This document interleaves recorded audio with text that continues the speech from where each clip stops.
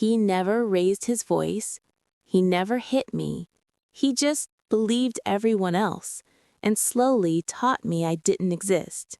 I used to think abuse had a sound: screaming, crashing doors, bruises you could point to. What I didn't know was that silence could be trained. My husband never called me names. He never told me I was stupid. He just stopped asking what I thought. Decisions were made around me, not with me. My words began to feel inconvenient. And every time I tried to explain myself, someone else's version of me sounded more believable than my own. This is not a story about cheating alone. It's about what happens when the person who promised to protect you listens to everyone else except you. In the beginning, it was subtle enough to excuse. A raised eyebrow when I spoke, a pause before he answered me, long enough to feel like hesitation. Then the sentence that followed, always calm, always reasonable. That's not what they said. They could be anyone: his mother, his friends, his coworkers, people who knew me only through fragments, people who didn't live inside this house. At first, I laughed it off. I told myself it was normal. Marriage was compromise, right? Two people adjusting, blending opinions. I didn't want to be that wife, the dramatic one, the insecure one. So I softened my words. I explained myself better. I learned to sound less emotional. But it didn't matter. Whenever there was confusion, he asked someone else first. Whenever there was conflict, he trusted their version over mine.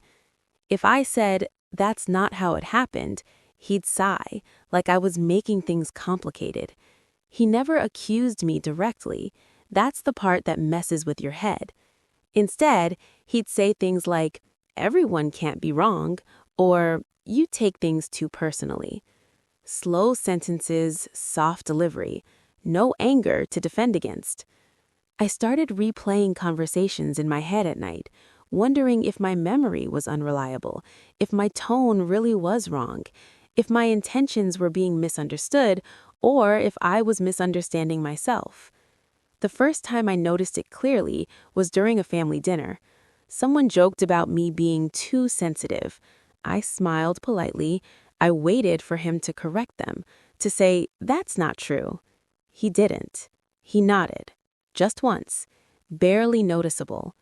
Something dropped inside my chest then, quietly, the way glass sinks in water before it cuts.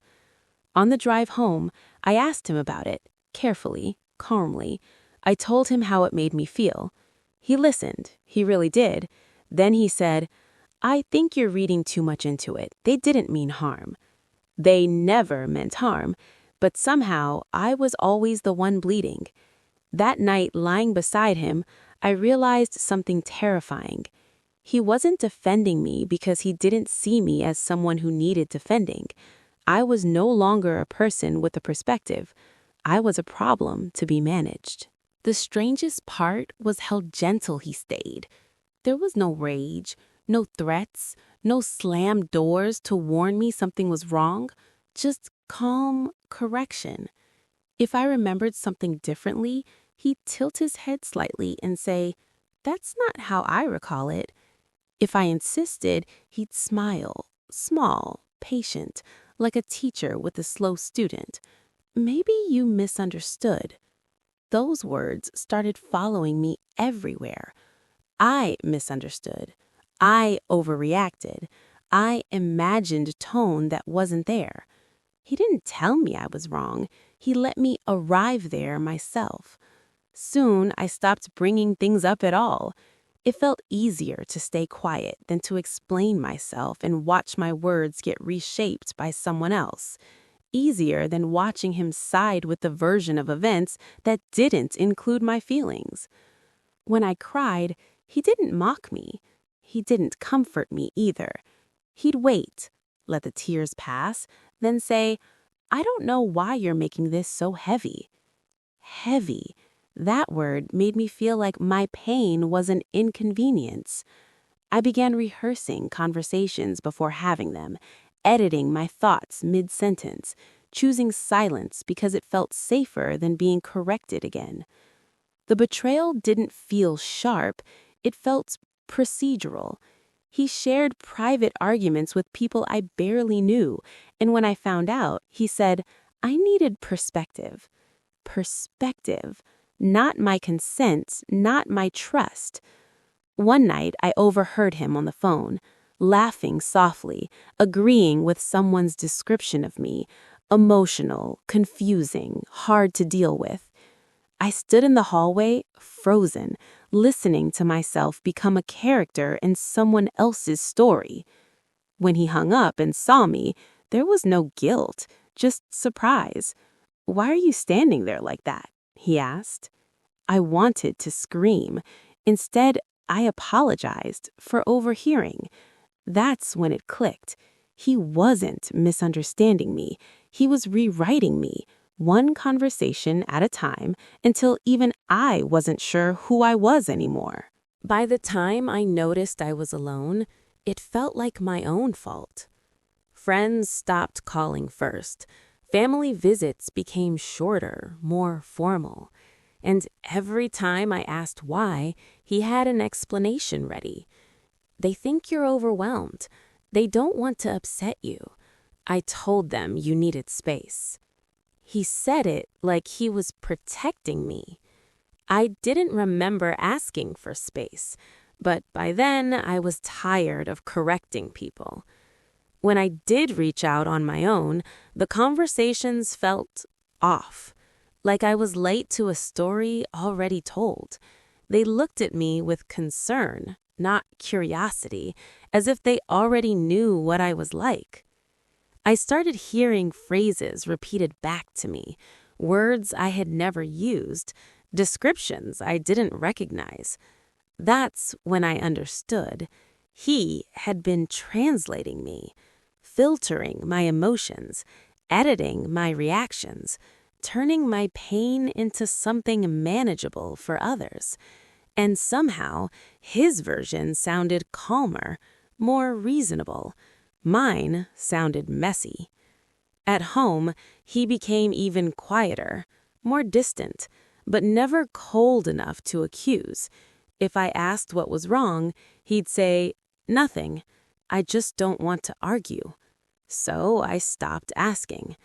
Silence settled between us like furniture, heavy, permanent, impossible to move without effort. I began doubting my instincts. If something felt wrong, I told myself I was being dramatic. If something hurt, I swallowed it. Because every time I spoke up, I became the problem again. The final shift happened the night I realized I didn't know who to call if I needed help. Not because I had no one, but because I had been slowly convinced that no one would understand me the way he did, and even he didn't listen.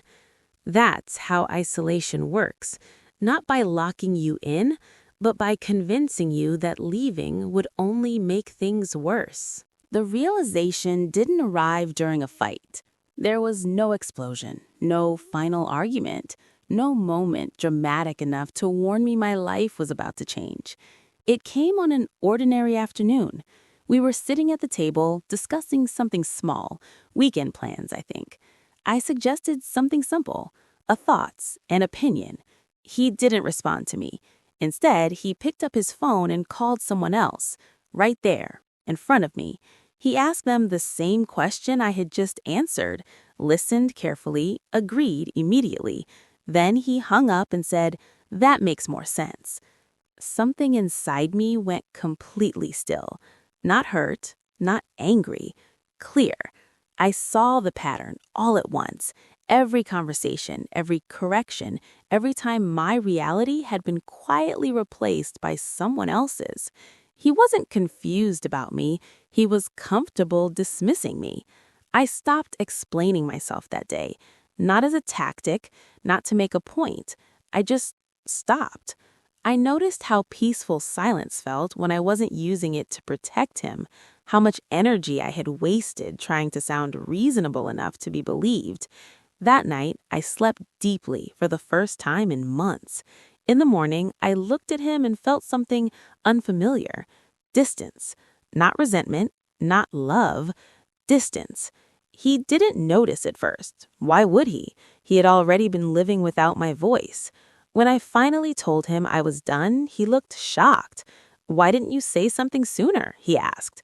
I almost laughed, because I had, over and over again, to the one person who never listened. Leaving wasn't loud. It didn't need to be. I had already been erased once. I wasn't going to disappear quietly again. If this story felt uncomfortable, that's because it wasn't meant to be easy. Not all abuse leaves bruises. Some of it leaves doubt. Some of it teaches you to question your own voice until silence feels normal. If you've ever been talked over, explained away, or slowly rewritten by someone who claimed to love you, you're not weak. You're not imagining it. And you're not alone. These stories exist because silence survives in the dark, and naming it is the first crack of light. If this confession resonated with you, subscribe to Silent Confessions. Here, we tell the stories people live through quietly, the ones that don't make headlines, but change lives. Share this with someone who might need words they've never been allowed to say out loud. And if you've been taught to stay quiet to keep the peace, remember this: being heard is not asking for too much, it's asking for the bare minimum.